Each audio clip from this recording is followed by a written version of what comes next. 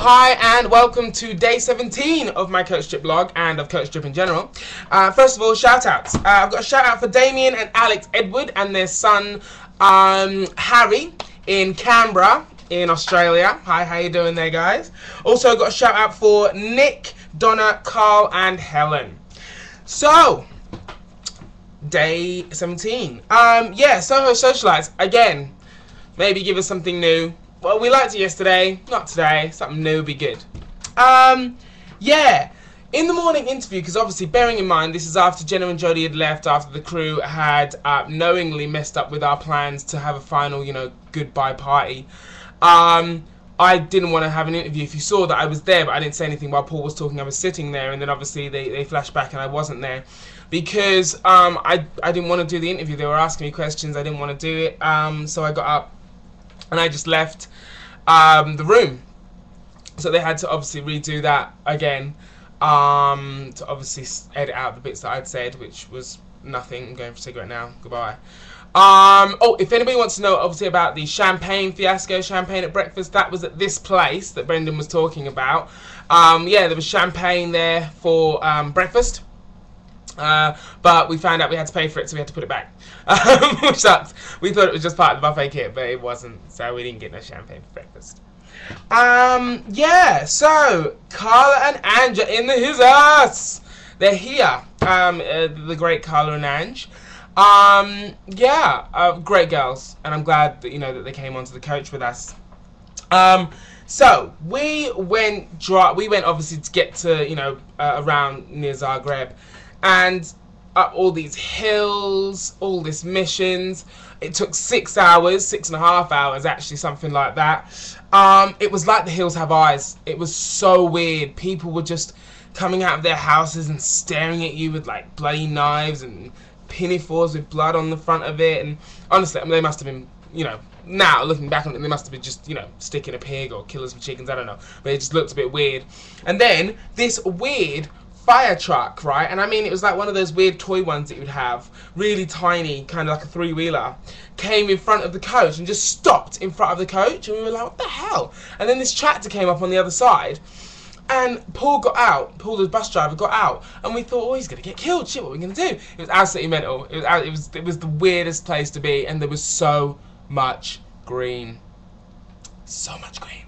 Hated it. Oh, it was awful. Anyway. Yep, they had a pig on a spit as well, as you saw there. That was, yeah, I feel a bit sick after watching that. Yeah, so we got there, and then there was more waiting because the coach obviously couldn't make it up to where the lady's house was, so we had to wait for longer to organise some kind of car ferry service. So we waited probably for another hour or so, and this is in the sweltering heat, okay? And obviously I didn't ask for any water because that would be out of order. So yeah, the lady, when we got up there, the lady she was the nicest woman ever. She was so sweet and so lovely. But after this 6-hour journey in the sweltering heat with the hills have eyes, crazy inbred, crazy people, we were just over it.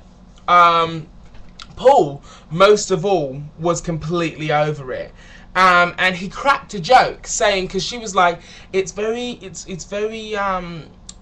a painful job to actually paint the flowers. She was like, it's a painful job to paint the flowers. And he was like, it's excruciatingly painful watching you. And I nearly cracked up because I'm sure you guys know my laugh by now. It's out there, yeah, it's loud.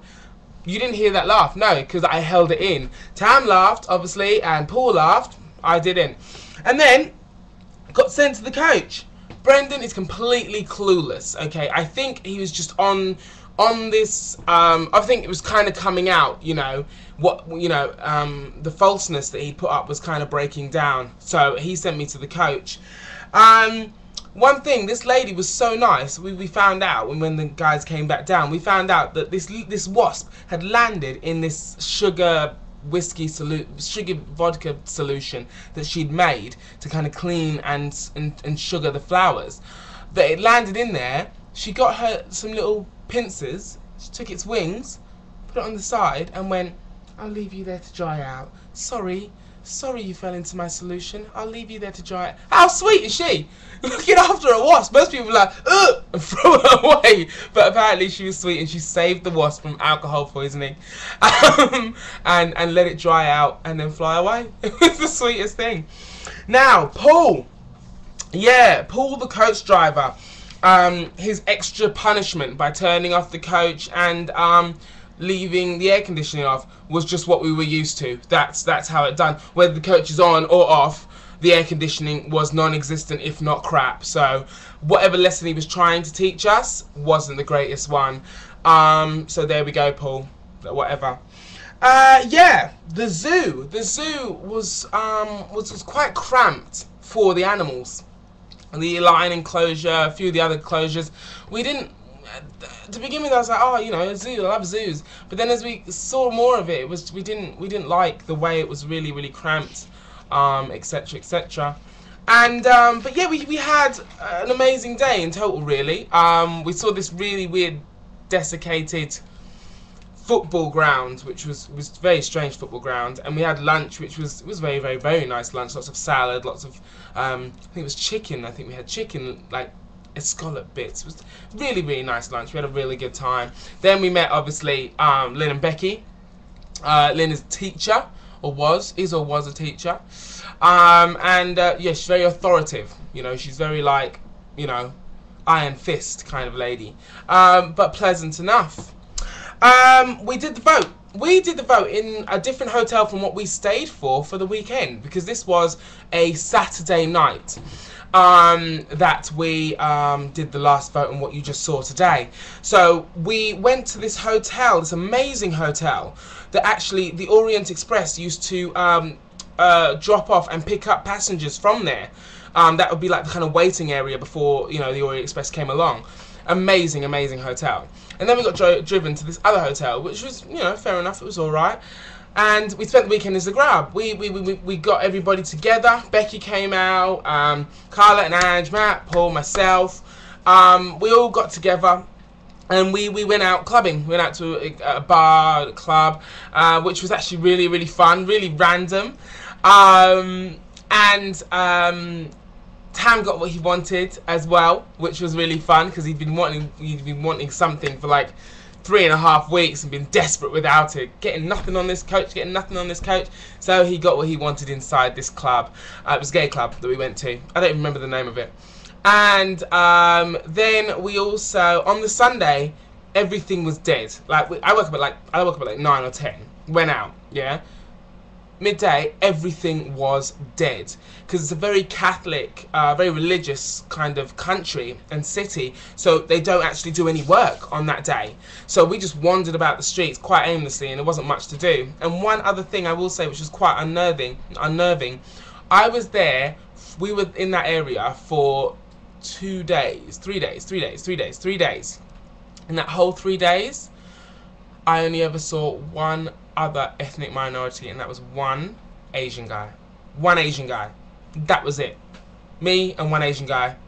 That's all I saw the whole time we were in Zagreb. So it's quite dumb. You know, it's weird, obviously, to not be in a situation where you saw lots of ethnic majorities, minorities. It was just really weird. But there we go. Zagreb, not the best. I didn't like it at all, really. Neither did a lot of the guys. They thought it quite stale. So, but there we go. Yeah, so Brendan sent me to the coach, as I said. Didn't do anything. I told him he was on thin ice, because I was sick of his rubbish. And I was like, why are you sending me to the coach if I didn't even laugh? Oh, but you were part. Okay, you need to use your eyes. Okay, you need to look. You need to listen and find out what the problem was. And obviously it wasn't me. I was trying to stifle laughter because Paul was actually being quite funny. But yeah, so that's it.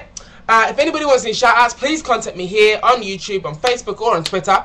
And tomorrow, woo, day 18. See you guys later. Bye bye.